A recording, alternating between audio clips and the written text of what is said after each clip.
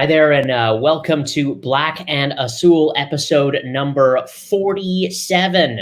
Yes, older and older each week that we go on with Black and Azul. Charles Wollin with you, coming to you from my home. The rest of the team also coming to you live from their homes as well. Let me introduce you to the rest of the team. Alex Morgan, he runs the website Quakes Talk. You can find him on Twitter at Quakes_talk. We've also got Jamon Moore with us as well. He runs the website Quakes Epicenter, and you can find him on Twitter at JMoreQuakes as well. Lads, let's start. The Quakes lost in the MLS's back tournament quarterfinal to Minnesota United, a bit of a bogey team for the San Jose Earthquakes, losing 4-1 in that match. General thoughts from you both. Let's start with you, Alex. Yeah, that was a disappointing finish, but I think the bottom line is that the Quakes exceeded expectations in this tournament, given the way that they started the regular season with those two horrible losses. Not a lot of people had expected them to win the group. I certainly wasn't. So the fact that they played so convincingly and the fact that they made it to the quarterfinals was, I think, a huge step forward for this team. It put those two early losses behind them. And then on top of that, I think it was just incredibly exciting to watch. I can confidently say that this is the most fun, the most consistently surprising and exhilarating Earthquakes team that I've ever covered. And I think also one of the most spirited and unified. We saw that in the Vancouver game for sure. So I guess the one main regret about this team and about their performance in the tournament is that they weren't able to show any of that at all against Minnesota. They got absolutely shut down. Minnesota were in control for all of the 90 minutes. They systematically dismantled Matthias Almeida's system. And the Quakes just had no answer. Honestly, I think they looked pretty naive because they knew what Minnesota were going to do. They knew that they were good in the air and that they had a really organized press. But their game plan was just inadequate to deal with that. Almeida's system, it can be brilliantly effective, but clearly Adrian Heath has figured it out. Almeida had no plan B. So that worries me. And given how much momentum the team had going into that match, it was a really disappointing way to end the tournament. Yeah, it kind of gives you this feeling like there's some ceiling for this team that they're not going to be able to get through. It's hard. It's after such a successful tournament, it feels like it's a bit rough to just take one game and put it in that context. But when you take a look at 4 games against Minnesota United and having the opportunity to really kind of game plan something different for those guys, and remember, this is the same Matthias Almeida that actually abandoned his man-marking system in CONCACAF Champions League against Toronto FC and did something more conventional because that was the right thing to do in the situation. I think this was a time to kind of abandon some levels of convention. We know that he did some different stuff against Seattle in terms of his pressing and man-marking, and he allowed Nuhu, who's a left back, to be the free as compared to a center back. And you know that the center backs from Minnesota United just have their way with the Quakes. I don't really understand why you kind of just go back and put yourself back into a situation where you get more of the same against Minnesota United. I couldn't tell that there was anything different that they were trying to. If they did, the press from Minnesota just took them out of it so early in the game that it just had a negative impact from there. Yeah, we'll get to the press in just a second, Jamon, but I thought you just raised a really interesting point where you're talking about the ceiling and, what that means and what that means for this San Jose Earthquakes team. Has Matthias Almeida maybe gotten this team to that ceiling, and what is maybe needed potentially for the future to kind of kick on? Although I do think that this San Jose Earthquakes team certainly showed quite a few critics and folks that, don't look at the Earthquakes as some sort of contender, that they can potentially be in there and hang in there. Alex, with your thoughts, I actually thought it was the reverse Fixture of what happened in the RSL game. From the moment that Minnesota was able to take the 2-0 lead, I actually thought it is really never in doubt from that point, and showed quite a few weaknesses, including set pieces and allowing those goals in such quick succession and going down 2-0. They looked very defeated at that time, even though they did get the goal back from Magnus. But I never really thought it was in doubt from the Minnesota side. But back to these weaknesses, these set pieces and allowing goals in quick succession certainly had to be the Quakes' undoing. Yeah, absolutely, Charles. Those were their two main weaknesses for the goals in quick succession. It happened against RSL. It almost happened against Chicago as well in the group stages. And then it happened against Minnesota. They allow a goal, the first goal, and then immediately Minnesota hit them with the second. And that was a knockout blow, as you said. The Quakes never really looked like coming back. So yeah, the Quakes are just really, really vulnerable from kickoff. That's a normal thing that happens to other teams as well. Goals tend to come in quick succession, but not to this extent, right? This is just some weird mental weakness, it feels like. It should theoretically be easy to fix, right? Almeida just needs to tell his team to play more conservatively right after scoring, not get stuck with the ball in their own defensive third. But it was a very stubborn issue in this tournament, right? So clearly something is not working. And then the other issue is set pieces, as you say. And I guess there's not much they can do about that, I don't think. That one seems like a bigger problem to me because, obviously they can drill it over and over again in practice, and that will help the organizational issues to some extent. But they're not a big team. They're not physically imposing in the box. So I think that's just something that they'll have to address in the transfer market to make size a priority. And it wasn't Guram Kasia this time around either. I mean, in fact, it was, on the first one, it was Judson who was mostly at fault and, normally dependable. But we have seen from time to time, where things haven't gone great for him on a set piece. You do think that it could be a little bit better with flow in there.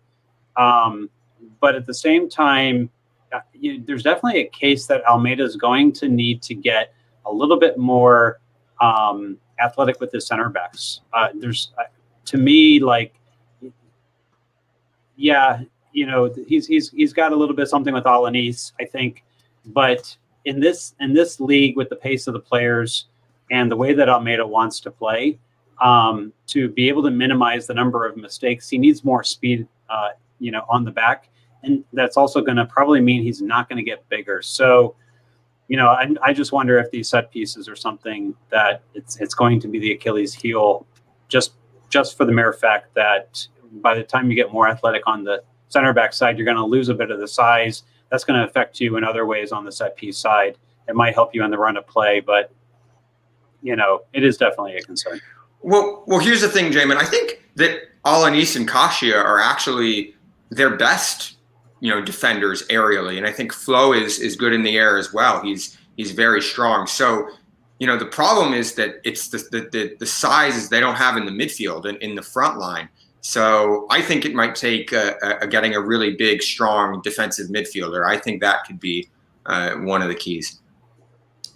Let's get to the pressing, because the pressing seemed to be a very big issue against this Quakes side, and we've seen teams that just press and press and press, and the Quakes can't get out of their starting blocks in a way, and that was the result of these first two goals. Vega did save one, but then parried it into the pathway. But pressing does seem to be an issue. We do see when other teams kind of get on top of this Quakes team that they have some problems, even though, of course, in training they're taught to play the ball out of pressure and do those types of things. But when you press, the point is to make some mistakes and to win those turnovers, win the ball back up high, and then create. And that's exactly what Minnesota did 25 minutes in. Yeah, absolutely, Charles. And throughout this tournament, obviously one of the main things that we were looking out for was the pressing on both sides of the ball. And I actually think that for the Quakes, their pressing system looked pretty good in this tournament. They made one little change, which we hadn't expected, which was that they started to press more from the wingers instead of the strikers. That was probably just to mix things up and catch teams off guard. it didn't fundamentally change anything. It's still the same man marking system that they've been playing. And RSL and Minnesota were able to exploit it a little bit by having their center backs run forward with the ball and throw things off balance. But that wasn't really a difference maker in any of the games. In the Minnesota game, it was more about Minnesota's press, as you say, and what they did off the ball. How they basically man-marked Judson and Ewell. They pressed the fullbacks really hard and forced San Jose center backs to play with the ball. So I'm far more concerned with that, with San Jose's build-up, than I am with their press. I think that's what Almeida needs to focus on to take this team to the next level. Yeah, you could see it kind of needed to be a little bit quicker out of the back, and some of the decision making was a little bit off kilter as well. Jamon, your thoughts on kind of getting pressed up high in the tactical scheme that Minnesota plays seem to be very, very successful against this Quake side. Now, Adrian Heath, 4 wins against Almeida. And the Quakes have not beaten Minnesota since the 2017 decision day to get into the 2017 playoffs. Yes, the main thing that I noticed about this particular press, I don't think I was the only person that noticed it, is that they really did a good job in limiting the amount of times that Jackson Ewell was able to get on the ball, and in the locations that he was able to get on the ball. He wasn't able to be dangerous. The Quakes basically spent 20 minutes trying to play out of the back and be able to get forward and be able to do something. And one of the main reasons they struggled was because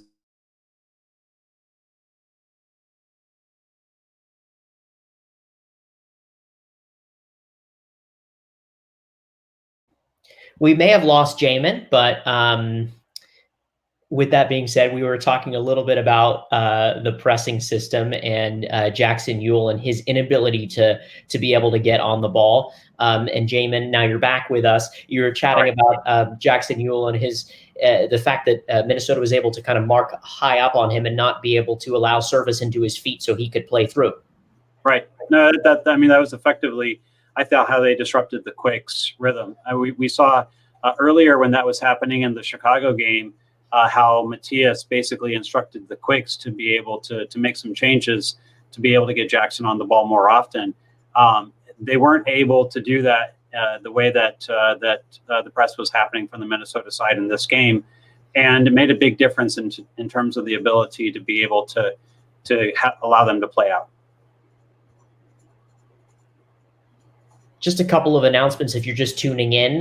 Make sure that you leave some comments or a question on the side here. Going to pull a few of those into the mix in just a second. And at the end of the show, we will call out a commentator or commenter or favorite question person that we appreciate here because we've had that, and appreciate everybody for tuning in. This show is your show.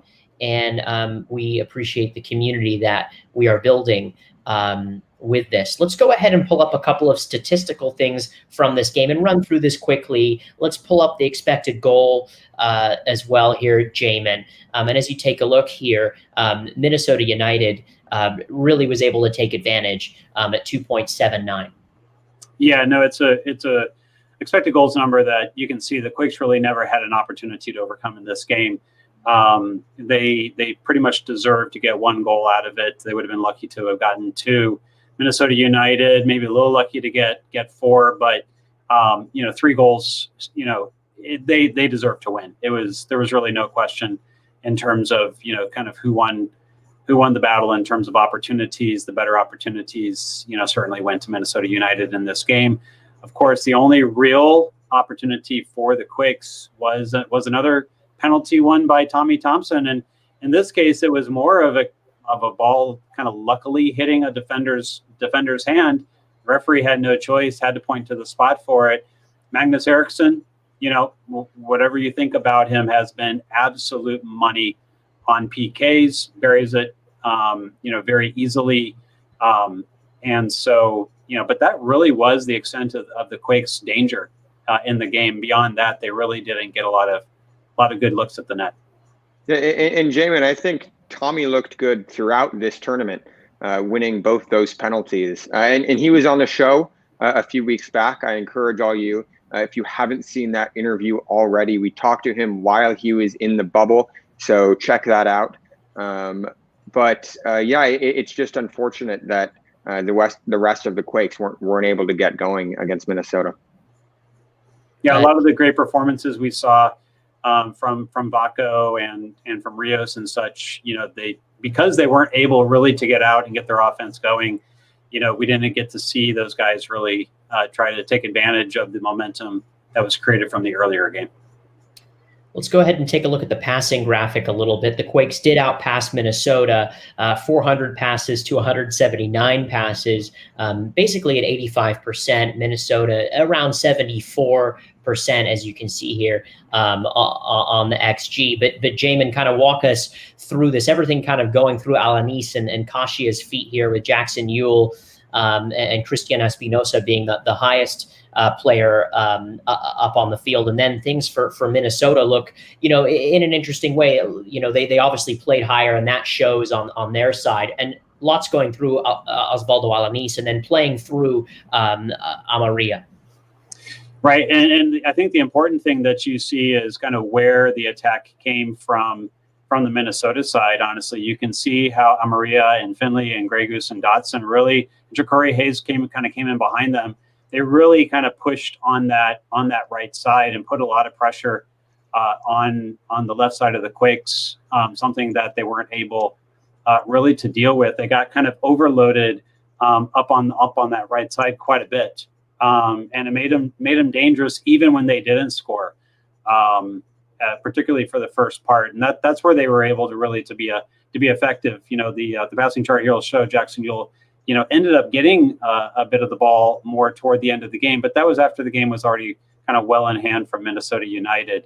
But you can see kind of the lack of service toward the front of the Quakes front 4 and 5, whereas with Minnesota United, that's where most of the passing is happening, is up toward those attackers and on the flanks.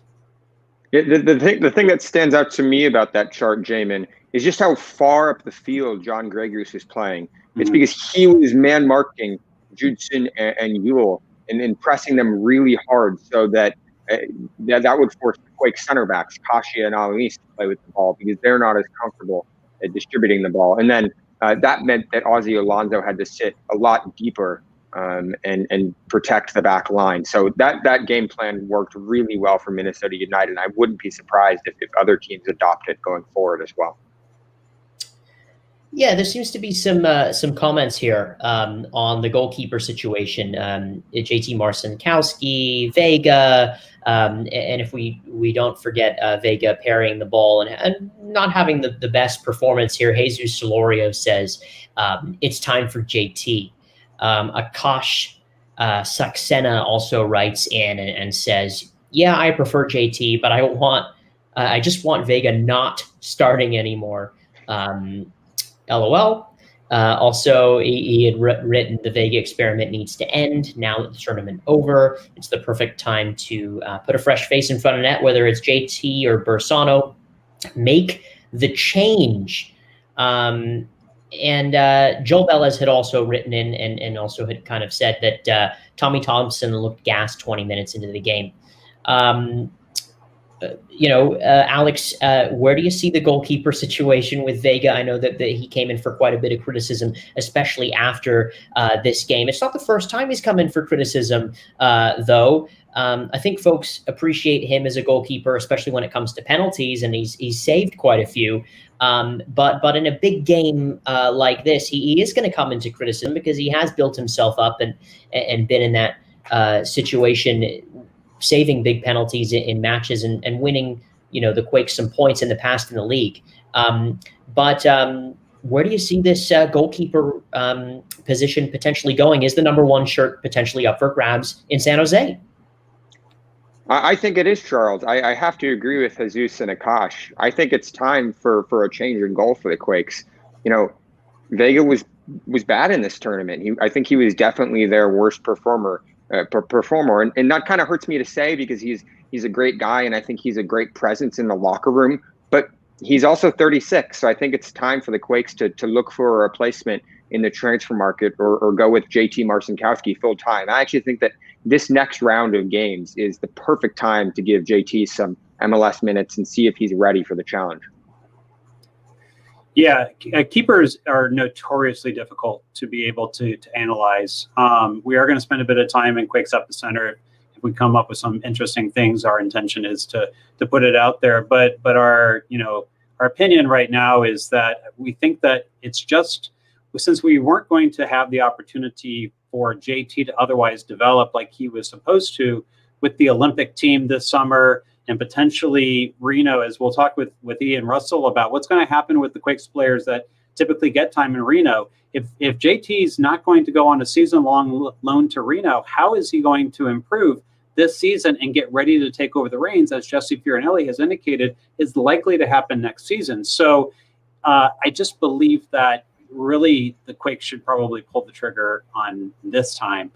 And just ride JT the rest of the season, get him that experience, but no pressure on him. The season is a bit of a wash, or you can, whatever it turns out to be, it's not normal. And so you only have let's say 12 games anyway. Why don't you just go ahead and get JT some experience if he's not going to be able to get the time at Reno?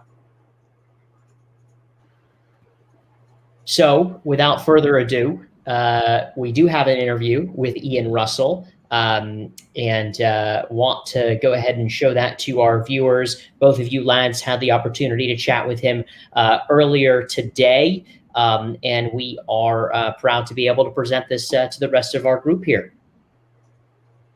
Hello and welcome to a special segment of Black and Azul. I am Alex Morgan. I'm here with Jamon Moore, and today we have with us a special guest, Ian Russell, head coach of Reno 1868, the San Jose Earthquakes USL affiliate.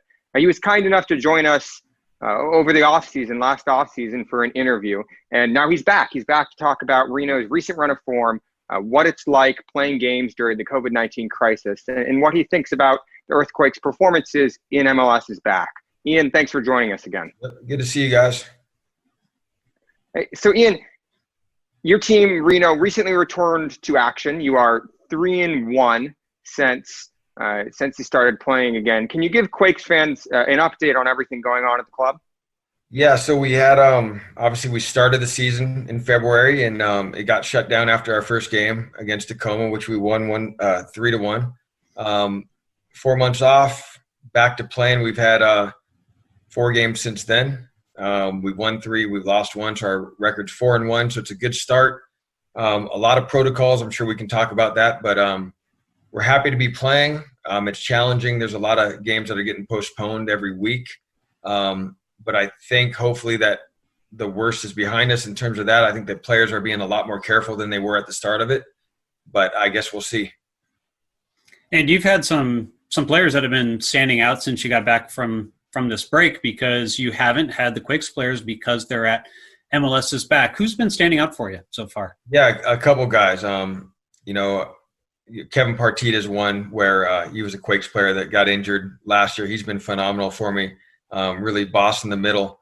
We've had a keeper, a young academy kid, Eric De La Cerda, that's come up and done exceptionally well. He was team of the week this week. He's only 19. He's playing like a very mature pro. So that was exciting. We've had another one, Cristiano Francois, who's a Haitian international that's just been electric, just tremendous pace, work rate, and I think he's got 3 goals, 2 assists already. So although I always welcome the Quakes guys, I want them here. I understand the circumstances, but it's nice to see some other guys that maybe wouldn't have gotten a shot at least get some games. One of the things that you told us in preseason was that you were looking to implement a lot of Matthias's system. I think there's benefits going both ways, because you do get Quakes players helping them slot in, but also you've got a group of players that you want Matthias to notice, right? Right. And so how has your implementation of Matthias's system gone so far this season? Are you all into it already, or are you more phasing it in at this point? I mean, we're full in. We were pretty much made a decision in the off season that, hey, we're gonna play exactly how he plays. same formation, same way we're going to press. For a couple reasons, like you said, when players come from San Jose, it's way easier to just slide them in the system. They know it like the back of their hand. And then the other part is, we have players that are playing in this system. If Matthias likes them, it's easy. Okay, go train. You know the system. Hopefully you can get signed. I think, the last couple of years I've been playing a completely different system. And especially now with Matthias there, we want a like-for-like system. It just works better for both sides there. Ian, the USL was one of the first leagues to play games in home markets. And now that's something that MLS is trying to do as well. How successful have the USL's policies about COVID-19 been? And do you think you guys have learned any lessons that MLS might be able to take away? Yeah, definitely. I think at the start of it, our players took it seriously, but maybe not as serious as they should have. We're very strict on wearing a mask, and if they're riding in a car with somebody else, the windows have to be down. They have to have a mask on in the car. But we still had 2 players test positive. We had to postpone 2 games. One of them got pushed back, which we did finally play it. But I think it was a really big wake-up call for our players. And luckily, the last 3 tests, we've been all negative. But there are cases in the league. Las Vegas, they've got a couple. They've postponed some games. I know Galaxy 2 had a major outbreak within their team where they had 11 or 12 guys. So you have to be extremely careful, but it's difficult. You're traveling. You may feel healthy, but that, as we know, doesn't mean anything. So I think MLS can do it, but the protocols, they gotta be strict, and they've got to test a lot. It's really kind of a difficult time. I mean, just trying to navigate all these different things. You add on top of that there are Quakes youngsters who you were probably expecting to have, during the season. And to be fair, playing at Reno is part of their development process, right, eventually to play with the Quakes. What kind of conversations are you having with the Quakes right now in terms of those players and how those players will have an opportunity to develop this year given these challenges? Yeah, so I just spoke with Jesse yesterday, actually, and at this point, we really don't know. He does not know when or if we will get any Quakes players up to Reno. The problem is not that he feels like it's an unsafe environment here. That's not it. It's a matter of going into another market and returning to the market where they would have to probably quarantine for 2 weeks before and get a couple tests before they can train again or play. And if Matthias needs those players for a game, that's unrealistic. Mm-hmm. So what I think could happen, and again, nothing's been set, but maybe a couple longer-term loans for the season. But again, that's not even assured at all. So at this point, I told Jesse, let's assume that I'm not going to get anybody. Mm-hmm. And if I do, that's great. But, he can't guarantee anything right now. Obviously, the Earthquakes are coming off the MLS's back tournament. Did you get a chance to watch any of the games? And if you did, what is it that you're noticing about how they interpreted Matthias's system and played it in 2019 versus 2020? Are you seeing some improvements, some differences? What struck you so far? Yeah, I think first of all, I thought they looked like one of the best teams there. I thought the first game was a little ragged, as to be expected. The game against Vancouver, they were superior. There was a couple errors that kept Vancouver actually in the game, but the Quakes were way better. Against Chicago, way better. So I just feel like they totally grasped the system now. I think there's a few twists that Matthias has put in there, a different way that they're pressing, which again, if you watch the games, you may be able to spot that. But he's a great coach. He's got that team firing. They're going to be a force to be reckoned with during the season. I believe that. What do you think makes teams like Minnesota so hard for the Quakes to play against. Matthias Almeida has faced them now 4 times, and they've lost all 4 games. You've having played with the same system and integrated that into your team as well.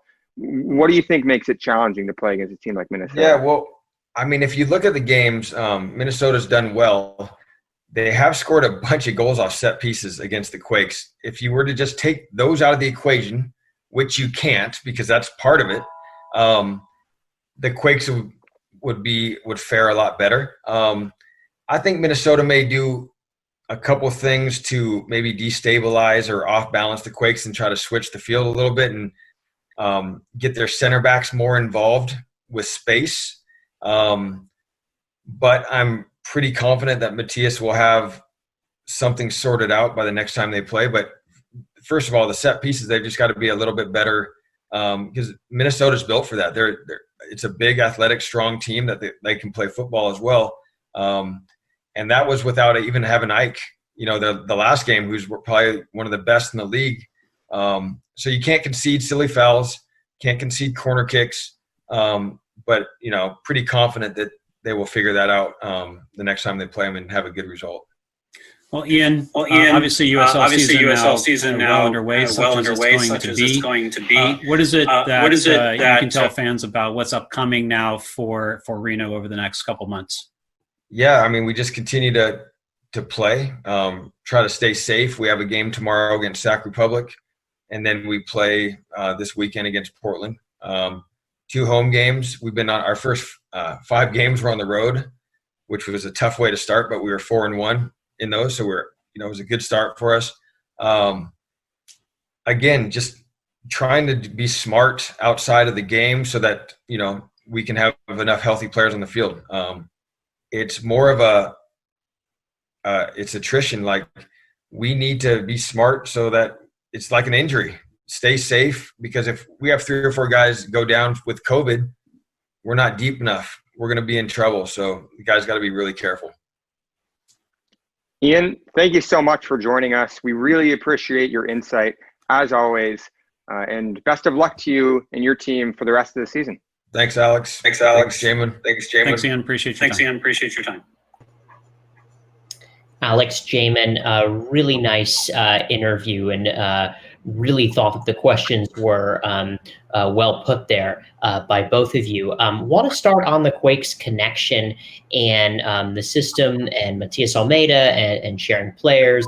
He talked about Partida a little bit, and the fact that he's very much in lockstep with Matthias Almeida and the system that he wants to play, and kind of if a Quakes player were to play at Reno, it's almost like plug and play, and so he wants that to be the same singular entity, and it's nice to have clearly a coach who is a Quakes legend, who has also been an assistant coach at the Quakes, that's probably being groomed at some point to be the Quakes manager at some point, to also, ply his trade further up north and, get it going. But at the same time, he is very much, wanting his team to play the way that the Quakes play. Yeah, it's really interesting, the deepness of the thought that Ian puts into everything having to do with his team, with the Quakes players that are going to get sent to him, with the system, and how he utilizes that to improve his players, and also to be able to leverage the Quakes. He's really thought this through. Been so impressed, every conversation with him at the level of this. I think what he's disappointed about, I think what the Quakes have to be disappointed about, is they have some youngsters who really need that Reno time in order to be reach their potential. And unfortunately, unless there is a season-long loan, there's going to be players that are not going to get that opportunity. Maybe a Tanner Beeson, might be on that, or a Jack Scahan, or even a JT Marcinkowski. If he's not going to get the starting time and they want to keep developing him, right? You need to be able to figure out in these young homegrowns, right? Casey Walls and some of those guys. Where are they going to get their time? And this is the challenge that right now the organization faces, but there's no simple answers.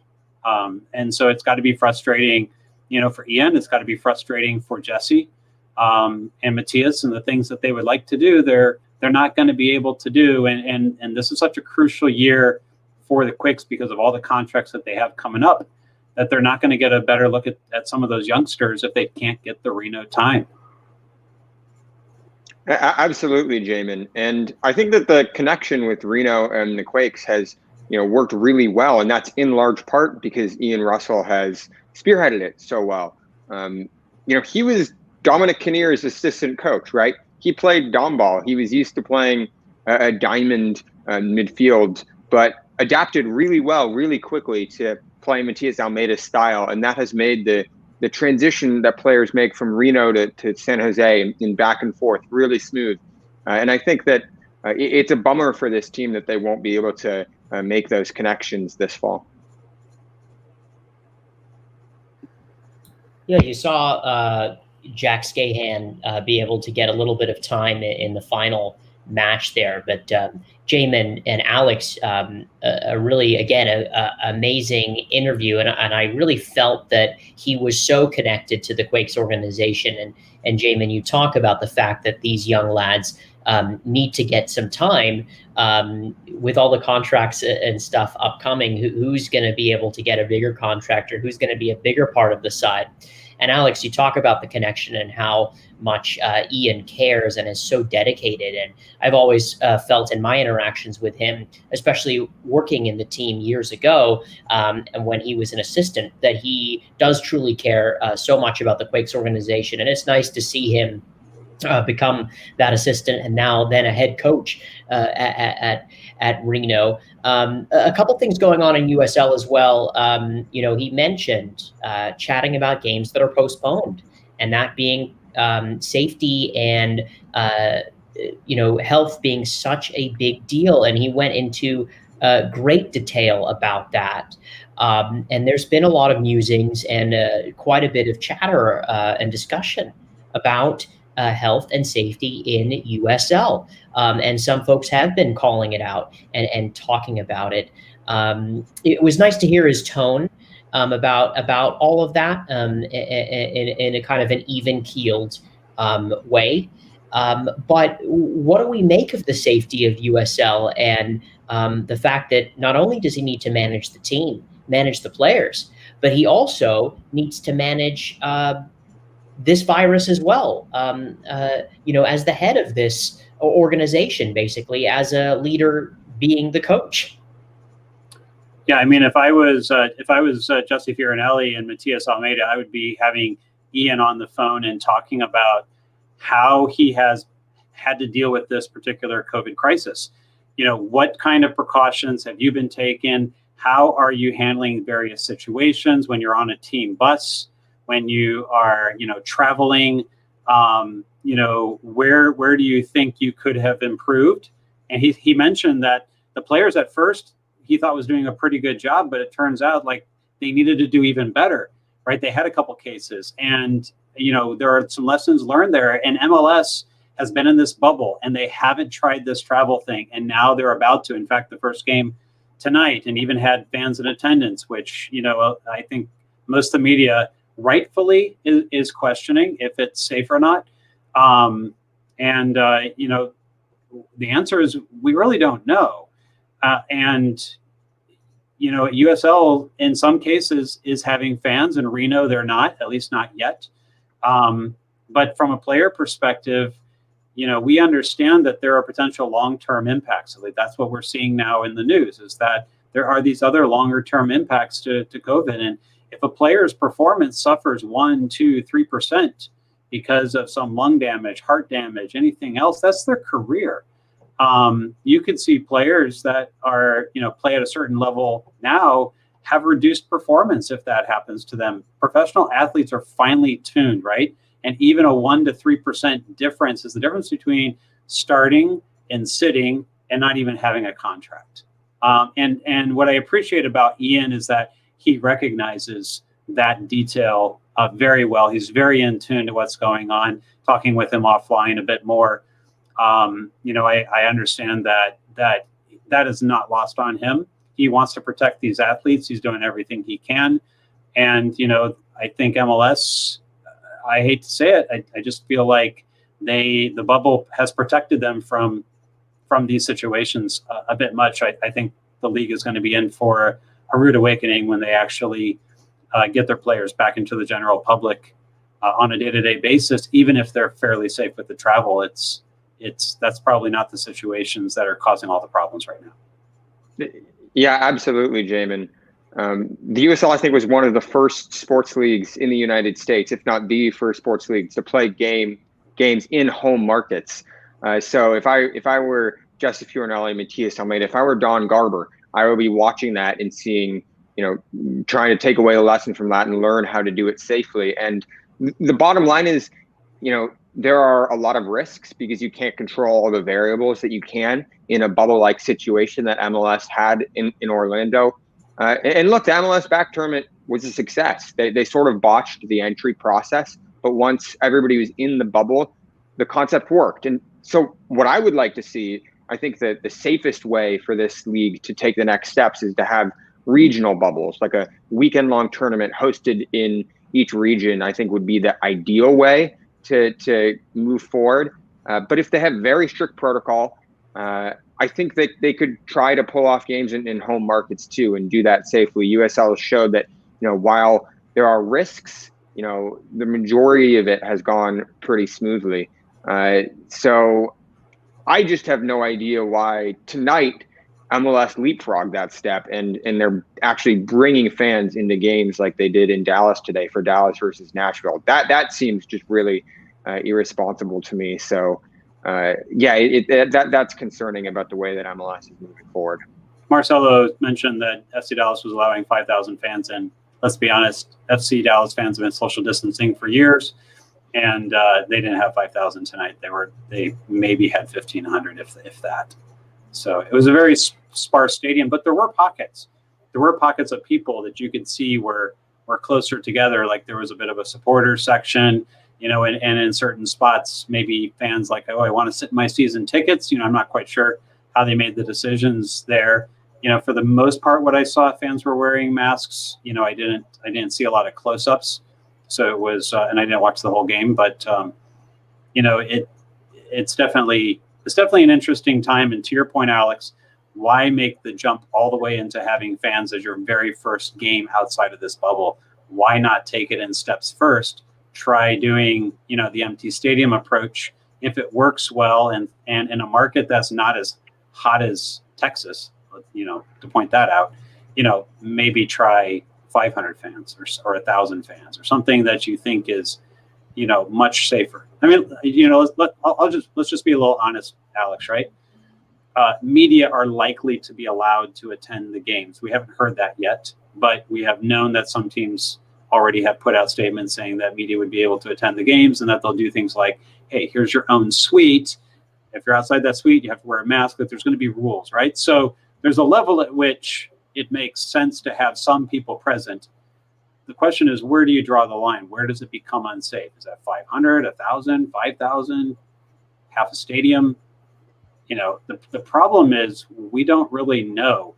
I did a bunch of looking online, and from a medical expert perspective, there really hasn't been a lot of studies about masks outside. I think I pulled the one thing I think Jason's got there of outdoor gathering safes, and this is probably difficult to read, but the fact is that there's only been like 2 studies about outdoor gatherings and masks and what's safe and what's not. And it says here that it might be 20 times safer to be outdoors than indoors, but in that study there was only a few hundred people looked at, right? So we just don't know the answers to these questions, and it just seems risky to have taken the step all the way to having potentially up to 5,000 fans, even if that's not what they ended up having. Jamin, you're kind of got us into the next level of our show here. A great transition to talk about it. I would just also note on a personal level, I have the chance to commentate lower league soccer in NISA for Oakland Roots, and NISA was promptly postponed in the spring, but now is back here in the fall. There are 5 teams on the East Coast in the fall, and there's 3 teams on the West Coast here in the fall. Oakland Roots will not play any home games. They will play only 2 away games. And then the hope is that potentially the East Coast teams and the 3 West Coast teams would meet up in Michigan, where there are 2 teams potentially. But there's a lot to be chatted about and discussed on that front. And as a play-by-play commentator, in addition to my duties here with you guys on this very fun program and the fact that we get to do this, it's very concerning. But I come back to the bubble case. And I do think that the bubble did work, albeit obviously a kind of a little bit of a turbulent takeoff, if you will, especially with what was going on with Dallas and Nashville admitting those 2 teams because of coronavirus infections. Just a quick let's pull it up. Let's take a look at the Quake schedule as they are going to come back here to San Jose. They'll play in their home market here in San Jose. Santa Clara County cleared them. They'll take on the Portland Timbers on Wednesday, August 26th. That's actually 2 weeks from today. Then they head down south to play the 2 Los Angeles clubs, LA Galaxy, LAFC. Then they're back up here to play the Colorado Rapids. They take a midweek trip to Seattle and then come back home to play against the LA Galaxy. But the Timbers, the winners of the MLS is back tournament as well. Let's go ahead and take a listen to the commissioner as well and hear what he had to say about MLS is back and the restart. So while we're mindful of the challenges of getting back into markets that other leagues have experienced, there are a handful of things that I think we learned that I am hopeful will help us. First is our players knew in real time, very, very early, how challenging it is, how important it is to follow medical protocols, and what could happen if you don't. What happens if you don't is you test positive and you go into isolation. And that is disruptive to your personal life, your family life, and certainly it's disruptive to what it is that you do for a living. The second is that I think that we've learned some of the cadences of testing and some of the challenges that you need to face in terms of decision making. And as I finished with, we've accepted the fact that we're going to have challenges. And I think we're all dealing with this in our country, and we're dealing with this throughout the world. And I think this is something that has become a new normal for all businesses. Restaurants are coming back, but restaurants are coming back outdoors. That's the new normal in most cases. So what we're doing here is getting it started. We believe we have a good plan. We believe our players and our staff are focused on adhering to our protocols.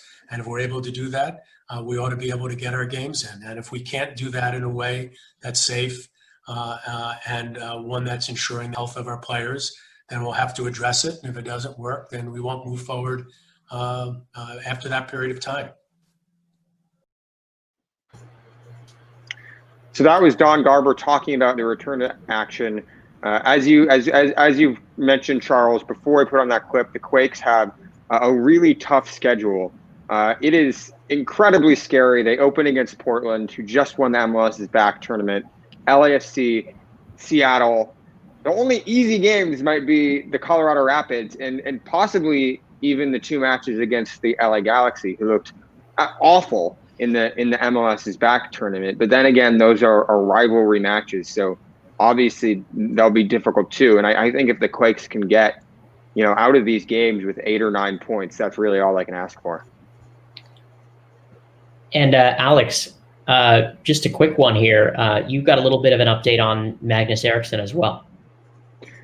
Yes, so we have mentioned the reports before on the show about Magnus Eriksson potentially leaving the Quakes as early as this summer. He is out of contract at the end of the season, but is looking to secure a new deal as soon as possible. So right now, according to the latest reports from Football Direct in Sweden, the Quakes are in negotiations with Djurgårdens about Eriksson. Eriksson wants to return to Sweden, and he wants to make a deal happen this summer. But Jesse Fiorinelli is running a tough bargain. According to those reports, he sees Magnus as an important part of the team and is asking for a couple $1 million for his transfer, which is absolutely ridiculous, given that he was only signed for over a little more than $1 million 3 years ago, and now only has 6 months left on his contract. So I think at this point, it just depends on how much Djurgårdens are willing to offer to get him right now. Their football director, Bosse Andersson, went on Swedish TV and sounded a little resigned about it. He said it was a tough situation, I think was the quote. But it's hard to know exactly where the negotiations stand at this point, because obviously there's a lot of posturing going on. Both parties are trying to get the best possible deal. So it's definitely a story to watch. Let's talk about MLS's back as a whole here, just real fast before we take some questions from the audience and from our very dedicated viewership. I know you guys have been hanging out here for a while, but did the bubble kind of set the example? 51 games in 35 days, no COVID positive tests in the last few thousand tests. Should it be an annual event? Jamon Moore? I love the event. I think that, Matt Doyle made a case for being able to fit it in as part of a preseason, situation where you could have the teams in the East stay in the East, the teams in the West stay in the West. You could use Miami, Orlando facility that they used. You could also use Las Vegas in the West, something along those lines, and then have the final meet in one of the two places, and just have this be preseason and put a CCL spot on the line. You probably would sacrifice, one of the conference champion that doesn't win MLS final or something along those lines. It's perfectly fine. I think that the winner of the tournament, it's a hard fought tournament. I thought it was extremely competitive. I thought teams tried way harder than they do in Open Cup. And there was a bit of, online debate as to, does Open Cup mean more? I think historically, yes. But in terms of the effort that teams put into this, I think they put more into this than they typically would put into Open Cup. Sorry about that, Charles. I know you love Open Cup, and I do too. But I think you can see that people went all out to play their best lineup, their best players. Yeah, some players didn't make the trip and stayed home, but I thought it was a fantastic tournament. I absolutely agree, Jamon. And I think that, at some point when fans can safely return to stadiums, this tournament would be an awesome experience to have fans be able to be there in person. It would feel a lot like the World Cup, I think, to have everybody on location. I think it would be a great festival-like atmosphere and testament to the growth of soccer in this country. So at some point down the line, I think that would be a super fun event. Agree with both of you as well. Could be a preseason fixture, a fun preseason fixture. Could be worked in to the beginning of a season somehow and actually count. Could be at the end of the season somehow and actually count. Could be in the middle of the season and actually count. I also thought it was a success for the Quakes. I really did. You got to see how fun they are. And how much of a good time they're having playing under this manager that's world-class, that has rumors circling about his exit or what team's going to get him next, and his own playing time. And the fact of the matter is that, Matthias Almeida is a wonderful manager that, brings a big brand with him. And I think that you saw a little bit of that. And I think they gained a lot of respect from the rest of Major League Soccer and other media outlets, besides the fact that we talk about them week in, week out on this show. But that was really nice to see, finally getting some recognition as well. And I do hope it continues for the support, for the fans, and for us that cover the team as well. Let's go ahead and get into questions here. I think I know who's going to win the potential commenter of our episode here, but we'll start with Akash. I don't know, Charles. I think it's a battle between Akash and Marcelo. I'm not sure at this point. Marcelo says a different host city from MLS tournament would be a great way to promote the sport in different areas each year. Having all league stars in one place for a tournament would really create a buzz. I think that's awesome because we have the 2026 World Cup coming up, and then host cities are being vetted right now, including our very own Bay Area as a kind of a region, and Levi Stadium being potentially the fact that a World Cup could be played there. So I love that comment by Marcelo. Akash, back to you. This is kind of one-on-one here. You guys are kind of in a bit of a PK shootout. Do you guys expect more rotation from Almeida given how tight the first fixture is? No. I mean, he hasn't proven that he's going to rotate before. I mean, why would he start now? No, Almeida is I think going to always put his best lineup out there if he feels that they're healthy and they're ready to go. Right now, he's not concerned about rotation. Now, the one wrench I would throw into those gears is that if you really can't find a way to get some of these young guys some time, and you're not going to give them like a season-long loan to Reno or something like that, at some point, you got to find out what you got, right? You got to give them the ability and the time. Alex, I don't know if you've heard or if they're going to stick with the 5-man substitutions and the 23-man game day rosters for the remainder of the season. But, I like that format, and the MLS is back. I thought it was fun. I think given that we can't, have as much exchange with USL, it could be a great way to really kind of get some of the young guys playing time. And in terms of his starting lineup, he's shown no ability to rotate. Yeah, I haven't heard anything about the substitutions either, Jamon. I know in Europe recently, at least in the Premier League, they're moving back to 3 substitutions for the next season. So I am unsure at this juncture. But look, I don't think Matthias Almeida is going to change anything at all. We have doubted him, we have criticized him, and probably justifiably. I think that there are on many occasions examples where a substitution or some rotation would have been warranted, but that's not his style, and so I don't think it's going to happen now. Just a couple more here, and I'm loving Akash and Marcelo with your comments this evening. We will come to a decision later, but we will have Vaportera question. Really good question. My question would be, how would you prioritize the 4 biggest areas of need for the Quakes? Goalkeeper, center back, center midfielder, and striker. I don't know, Charles. I think they all need some new additions. I think Can we just JT Marcin.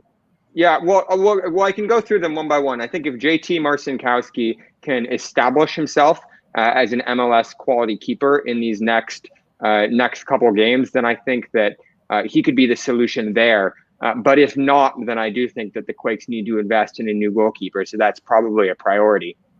I think that the Quakes have enough defenders right now. I think that Kasia, Alanis, and Flo should all be returning next year. Don't quote me on that, but that is my what I suspect. So, maybe they could use a better ball-playing center back, but that's not really a priority at this stage. I think that the bigger priorities are attacking center midfielder to replace Magnus Eriksson, who, as we mentioned earlier in the show, is probably going to leave the club this offseason, if not sooner. And then a striker as well, because the Quakes probably be losing Danny Husin, who's out of contract as well. Yeah, I don't see a situation in which Danny Husin's going to return to the club. And I'm not expecting Vako to return at this point, I don't believe. So those are a couple of attackers that you're going to be out, as well as Magnus Eriksson. So you could very much see a lot of investment in the offseason in the attacking area and try to retain as much of your spine as possible. I think that that's really important to Matthias Almeida. I don't know about Kasia if he's got another year on his contract. It won't shock me if he does. But I think the Quakes do need to get a little younger at center back. And I think the time is, like I said earlier, I think the time's now for JT. I wanted to bring up one final comment here that was asked earlier, and this is kind of a Jamon Moore style of question, but I can also chime in and want to make comparisons with Atalanta, which was playing in the Champions League today. But he said, I'm curious how Leeds United and Bielsa will do in the EPL, and if they have some success, if it will give the Quakes some insight on a way forward from here. Of course, he is referring to Thomas Bielsa's way of his play. He is a compatriot of Matthias Almeida. They play in a very similar way, both of their two teams. High press man marking. And we also saw a little bit of that with Atalanta in the Champions League. That did get knocked out in the final minutes today from PSG. But it is nice to be able to make a comparison with other teams in Europe at the same time and seeing this Quake side do their thing. And one of the things that I've kind of learned through seeing the Quakes is a lot of people want to say, oh, they play this system or this thing and and this thing and 4-3-3 and 4-4-2 and 4-4-4-1-4. It's like everybody just kind of needs to relax and breathe and just say to themselves, you know what, you're in the hands of someone that's won many trophies, many medals, has had a fantastic career as a player, and now as a coach who is highly coveted. And you know what, you can also say, you know what, my team plays similarly to Leeds, my team plays similarly to Atalanta, and that's, you know, kind of what it is. And so, Greg, I appreciate your comment here, but, you know, Lance, thoughts on Greg's comment? I enjoyed watching Atalanta a bit today. I haven't really spent a lot of time on them before, but, you know, they were game for 90 minutes against a very talented PSG side.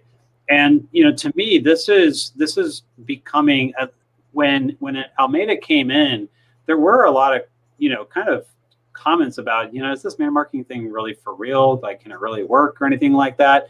But I mean, take a look. Right now, you've got Bielsa at Leeds, and the way that they played this season, the way they're coming into the Premier League, and he is a very respected manager. Has only become more so with time.